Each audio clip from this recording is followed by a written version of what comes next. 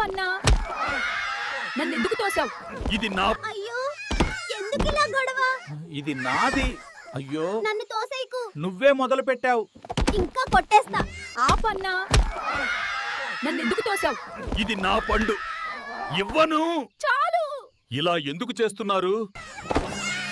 ఇక్కడికి రండి బిడ్డలు. ఏమైంది నాన్న, ఎందుకు పిలిచావు? ఈ కట్టను విరగొట్టండి చూద్దాం. సరే నాన్న. అయ్యో, కుదరడం లేదు. చాలా గట్టిగా ఉంది. నేను చేయలేను. మళ్ళీ ప్రయత్నించండి. ఇప్పుడు ఒక్కోటి విరగొట్టండి. అరే ఈజీ. చాలా సింపుల్.